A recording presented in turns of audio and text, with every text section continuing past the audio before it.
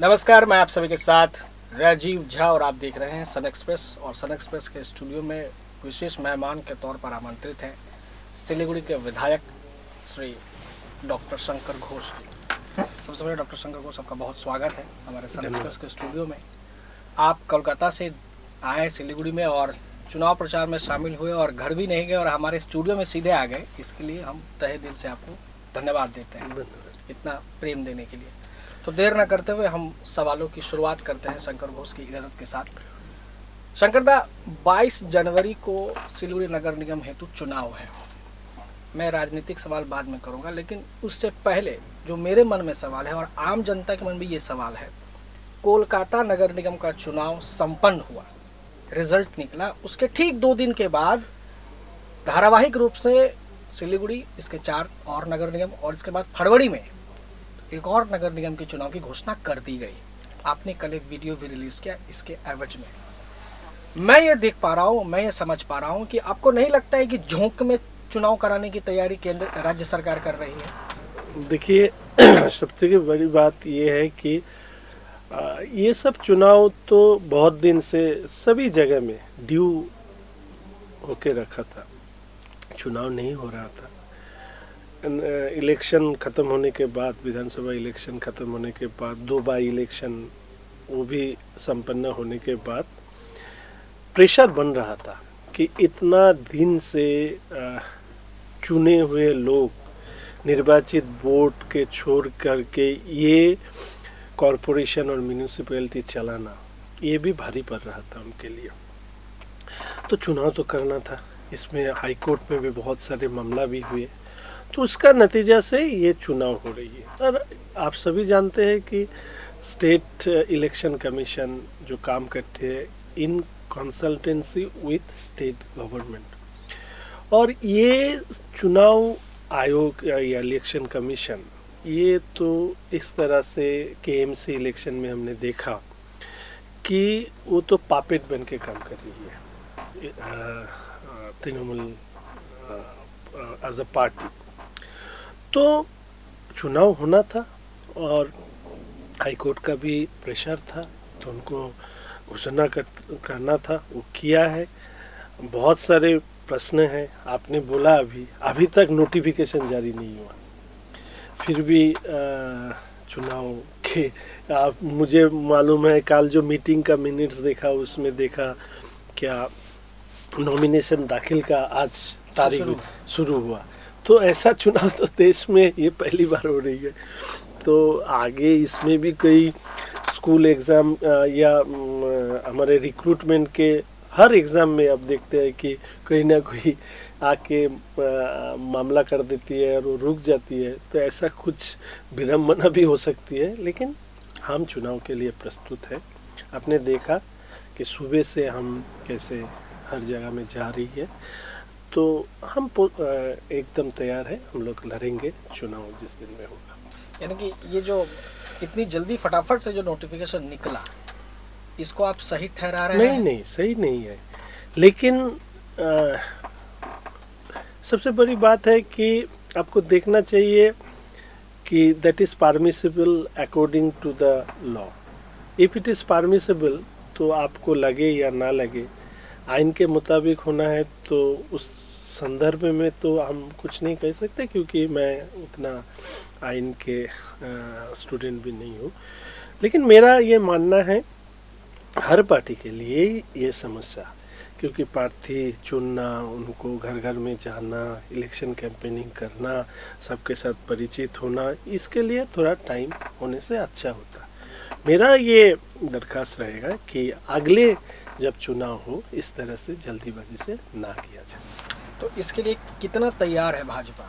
पहले से हम लोग तैयार थे। हम लोगों को मालूम था चुनाव कभी भी हो सकती है, उसके लिए ग्राउंड प्रिपरेशन हम लोग करके रखे थे। आज अभी चुनाव के विज्ञप्ति नहीं आया, लेकिन जो सुनने में आया उस तरह से हम लोगों का जितना भी काम, कमेटी, कैंपेनिंग, वॉल राइटिंग, ये सब काम तो हम लोग शुरू कर दिए, क्योंकि पहले से ये सब तैयार था। शंकर घोष जी, केएमसी का जो रिजल्ट निकला, तृणमूल वाले तो इसी आशा में हैं कि कि जो रिजल्ट वहाँ का हुआ है वही रिजल्ट राज्य के लगभग सभी नगर निगम में यही रिजल्ट होगा। क्या आपको लगता है कि उसका जो प्रभाव है सिल्ड पे पड़ेगा? कलकत्ता में कोई निर्वाचन हुआ नहीं हुआ, उधर जो हुआ वो है इलेक्शन के नाम पे धप्पा। जिस जगह में विधानसभा में 50% वोट भी नहीं मिला टीएमसी को, उसी जगह में उन्होंने 90% से ज़्यादा वोट मिला। जितना लोग वोट देने आया 90, 95, 97% वोट उनको मिल रहा था। वो सीबीएसई आईसीएसई का रिजल्ट की तरह। ये तो सही नहीं है। आप भी जानते हैं 2 करोड़ 28 लाख वोट बीजेपी ने पाया, तो बीजेपी का सॉलिड बेस है। तो वो लोग तो तृणमूल के पक्ष में नहीं है, वो तो विरोध में था। तो इतना जल्दी तो कुछ काम भी नहीं बना, तो क्यों वोट देने जाएगा? डर के माहौल, टेरर, पोलिंग एजेंट को बूथ से निकाल देना, ये सब करके छप्पा वोट हुआ, वोट लूट हुआ। हमें ऐसा लगता है कि पश्चिम बंगाल की जो ये कल्चर है इसको रोकना जरूरी है, और इसके लिए रोने को छोड़ के समर्थ को बनाना पड़ेगा। हमें भी इसको रोकने का जो तरीका है उसको अपनाना पड़ेगा, और हम रोक के ही दिखाएंगे। गौतम देव जो कि फिलहाल सिल्ड के प्रशासक हैं, उनका कहना है बोर्ड तो टीएमसी ही बनाएगी, भाजपा इस बार साफ हो जाएगी। वो तो कब से कितना बार कुछ बोलते रहते हैं तो खुद ही नहीं जीत पाया। तो मुझे वो रिस्पेक्टेड लीडर है, सीनियर लीडर है, मैं उनके नाम से कोई टिप्पणी नहीं करना चाहता। लेकिन इससे पहले जब लेफ्ट वोट को उन्होंने बोला था इस तारीख को हम तोड़ देंगे, इस तारीख को हम भांग देंगे, ये करेंगे वो करेंगे, कुछ भी नहीं हुआ, उल्टे उन्होंने ही हार गया। इस बार भी ऐसा ही कुछ बोल रहा है, उसके ऊपर मेरा टिप्पणी करना जरूरी नहीं है। हमें हम लोगों का काम के ऊपर ही फोकस रहना है। यानी कि आप पूर्ण आश्वस्त हैं कि सिलीगुड़ी नगर निगम में बोर्ड भाजपा बनाएगी, ना किसी के साथ की भी जरूरत पड़ेगी भाजपा को। 47 वार्ड में भाजपा अपना खुद का कैंडिडेट दे रहा है। अगर कहीं सीट टूट कम हुआ तो किसी के साथ जाएंगे? देखिए, आज के तारीख में जो काम करना है वही मैं तैयार करता हूँ। 25 तारीख को तक रिजल्ट निकलने के तक हम लोगों का एक ही काम है, भाजपा को अकेला वोट बनाना है। तो इसके लिए किस तरह के उम्मीदवारों को आप पेश कर रहे हैं? युवाओं को मौका देने की कोशिश कर रहे हैं जो पार्टी युवा, महिला और जो डे टू डे एक्टिविटीज में बीजेपी के साथ है वही लोग कैंडिडेट होगा। कोई नया चेहरा, कोई महिलाओं को ज्यादा प्रमुखता देने के बाद इस तरह से? ये तो फाइनल लिस्ट आने के बाद मैं आखिरी बता सकता हूँ। युवा और महिला, आपने अभी सुना मेरी बात, कई पार्टी जो लोग जिंदगी भर इलेक्शन लड़ा वही को लड़ा रही है, और हमारे पार्टी ने डिसीजन लिया कि यंगर जनरेशन को सामने लाए।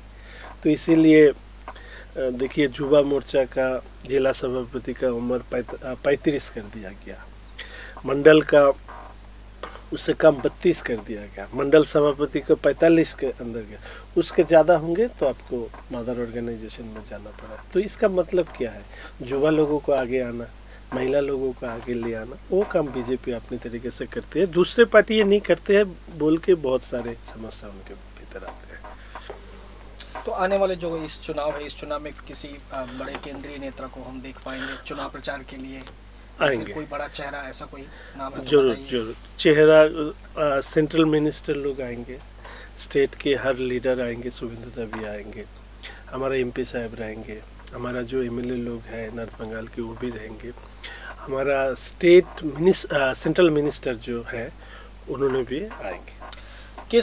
किन मुद्दों पर आप सिल्ड की जनता से वोट मांगेंगे भाजपा? देखिए, मुद्दे तो बहुत है, उसमें तो एक ट्रैफिक है, एक पीने का पानी का समस्या है, एक दार्जिलिंग मोड़ की समस्या है, इसके हेल्थ की बहुत सारी समस्या, इसका गार्बेज क्लियरिंग, स्वेरेज सिस्टम, पानी ठहरने की समस्या, ये सब है। लेकिन सबसे बड़ी बात है सम्मान के साथ ज़िंदगी गुजारना, स्टूडेंट्स, यूथ लोगों को अपने पैर के ऊपर खड़ा होना, ये सब। और मेरा और एक मानना है, एक सच्च एडमिनिस्ट्रेशन देना।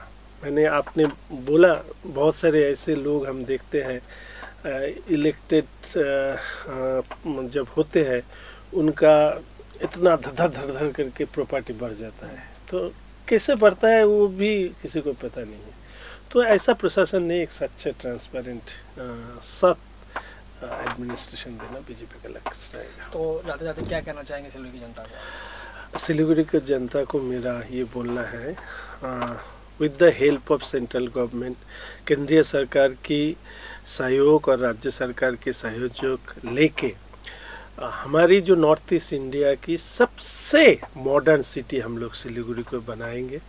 अब सभी जानते हैं 4 इंटरनेशनल बॉर्डर, जिसमें बांग्लादेश आता है, नेपाल, भूटान और चीन भी आता है। और उसके साथ साथ आप देखिएगा कि गुवाहाटी लगभग 500 किलोमीटर से ज़्यादा, पटना भी ऐसा ही, हमारा कलकत्ता भी ऐसा ही दूरी में। तो इस सर्कल में सिलीगुड़ी जैसा एक सिटी को और भी विकसित होने का सुविधा है।